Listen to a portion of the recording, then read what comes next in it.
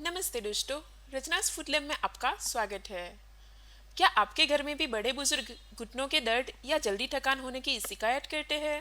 क्या आपको भी महसूस होता है कि आजकल की भागदौड़ भरी जिंदगी में शरीर की वो पुरानी ताकत कहीं कम होती जा रही है? आज हम बनाएंगे भुनी हुई चना दाल की चिक्की। गुड़ और तिल की गर्माहट और चने की ताकत का यह संगम सेहत के लिए किसी वरदान से कम नहीं है। तो चलिए जानते हैं इसके अनगिनत फायदों के बारे में और देखते हैं इसे बनाने का एकदम सही और आसान तरीका।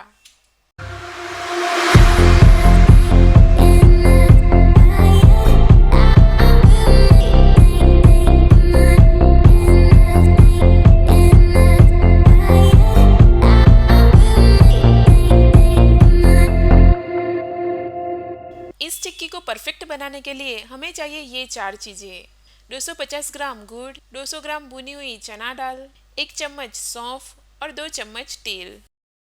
तो चलिए रेसिपी शुरू करते हैं। सबसे पहले हम लेंगे यह भुनी हुई चना दाल। वैसे तो बाजार से मिलने वाली यह दाल पहले से ही रोस्टेड होती है, लेकिन हम इस दाल को धीमी आंच पर करीब 2 मिनट के लिए दोबारा हल्का सा भून लेंगे। ऐसा करना इसलिए जरूरी है क्योंकि रखे रखे दाल में थोड़ी बहुत नमी आ जाती है। जब हम इसे दोबारा 1 से 2 मिनट के लिए ड्राई रोस्ट करते हैं तो इसका क्रंच कई गुना बढ़ जाता है। बस ध्यान रहे कि हमें इसका रंग नहीं बदलना है, बस हल्का सा गर्म करना है ताकि चिक्की का हर एक बाइट एकदम कुरकुरा और जबरदस्त बने। मेडिकल साइंस के नज़रिए से देखें तो भुनी हुई चना दाल यानी दालिया प्लांट बेस्ड प्रोटीन का एक पावर हाउस है। यह उन लोगों के लिए बेहतरीन है जो जिम जाते हैं या अपनी मसल्स को मजबूत रखना चाहते हैं। इसमें फाइबर की मात्रा बहुत अधिक होती है जो आपके डाइजेशन को सुधारती है और आपके पेट को लंबे समय तक भरा हुआ रखती है, जिससे वजन घटाने में भी मदद मिलती है। अब लगभग 2 मिनट हो चुके हैं और हमारी चना दाल से बहुत ही अच्छी खुशबू आने लगी है। आप देख सकते हैं इसका रंग भी हल्का सा सुनहरा होने लगा है। बस इसी स्टेज पर हम गैस को बंद कर देंगे। अब इस दाल को हम फौरन एक अलग बर्तन में निकाल लेंगे, क्योंकि अगर हम इसे गरम कढ़ाई में ही छोड़ देंगे तो कढ़ाई की गर्माहट से दाल नीचे से जल सकती है और इसका स्वाद कड़वा हो सकता है। इसे अलग निकालकर थोड़ा फैला दे ताकि ये हल्की ठंडी हो जाए और अपना क्रिस्पीपन बरकरार रखे। अब हम उसी गरम कढ़ाई में डालेंगे 2 चम्मच सफ़ेद तेल और 1 चम्मच सौंफ। इन्हें हमें बहुत ज़्यादा नहीं, बस 1 मिनट के लिए धीमी आंच पर भूनना है। तिल और सौंफ डालने से चिक्की का स्वाद तो बढ़ता ही है, साथ ही इसके फायदे भी 2 गुने हो जाते हैं।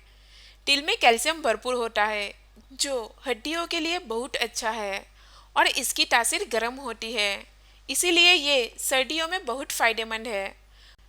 वहीं सौंफ न केवल एक बेहतरीन खुशबू और फ्लेवर देती है, बल्कि ये हमारे डाइजेशन यानी पाचन के लिए भी बहुत अच्छी होती है।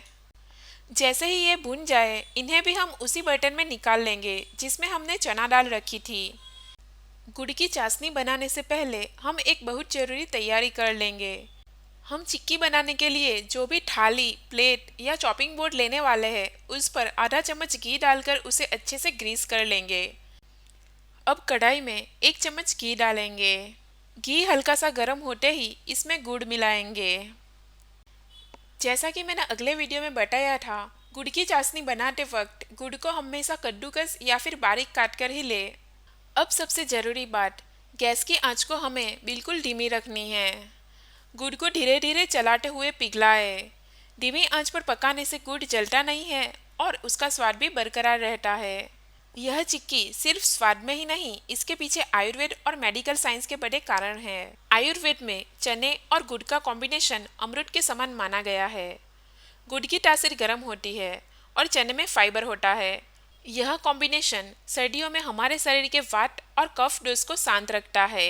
आज का विज्ञान भी मानता है कि यह कॉम्बिनेशन एक सुपर फूड है। गुड़ आयरन का पावर हाउस है और चना शरीर में हीमोग्लोबिन बढ़ाने में मदद करता है। जो लोग एनीमिया से जूझ रहे हैं उनके लिए यह बेस्ट सप्लीमेंट है। चने में भरपूर प्रोटीन होता है जो मांसपेशियों को मजबूती देता है। खास तौर पर हमारे घर के बुजुर्गों के लिए और 30 की उम्र के बाद वाले लोगों के लिए यह चिक्की किसी नेचुरल दवा से कम नहीं है। बढ़ती उम्र में अक्सर जोड़ों के दर्द और हड्डियों की कमजोरी की समस्या होने लगती है। मेडिकल साइंस कहता है कि तिल और चने का कॉम्बिनेशन कैल्शियम और मैग्नीशियम से भरपूर होता है, जो बुजुर्गों की हड्डियों को खोखला होने से बचाता है। उम्र के साथ आने वाली कमजोरी को दूर करने के लिए गुड़ और चने का यह कॉम्बिनेशन शरीर को तुरंत ताकत देता है। इसमें हमने सौंफ मिलाया है। वह कब्ज की समस्या को कम करने में मदद करता है और पाचन को बेहतर करके पेट को साफ रखता है। अब काफी अच्छा झाग आने लगा है।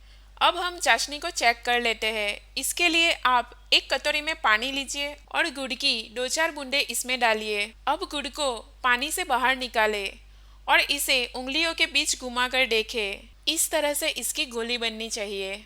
इसका मतलब है कि हमारी चाशनी अब चिक्की के लिए एकदम तैयार है।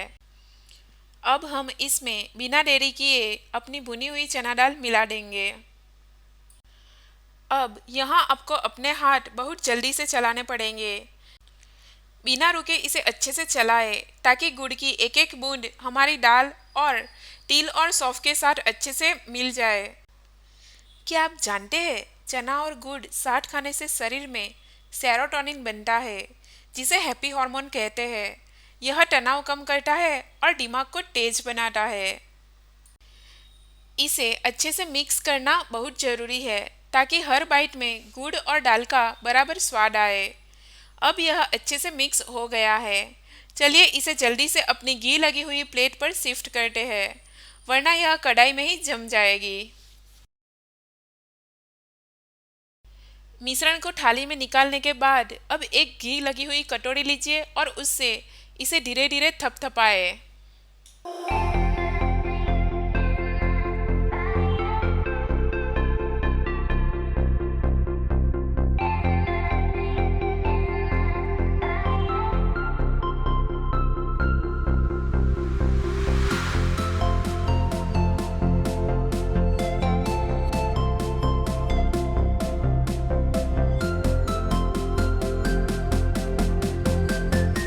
अब जब यह हल्का गर्म ही है तभी एक चाकू की मदद से इस पर काटने के निशान लगा दे, क्योंकि पूरी तरह ठंडा और सख्त होने के बाद इसे काटना नामुमकिन हो जाएगा।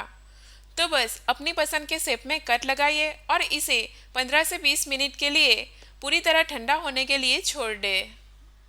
अब लगभग 20 मिनट हो चुके हैं और हमारी चिक्की पूरी तरह से ठंडी होकर सेट हो गई है। यहाँ मैं निकालने की कोशिश कर रही हूँ, लेकिन आसानी से निकल नहीं रही। अगर ठंडी होने के बाद आपकी भी चिक्की थाली से आसानी से नहीं निकल रही है, तो इसके लिए मेरे पास बहुत ही आसान ट्रिक है।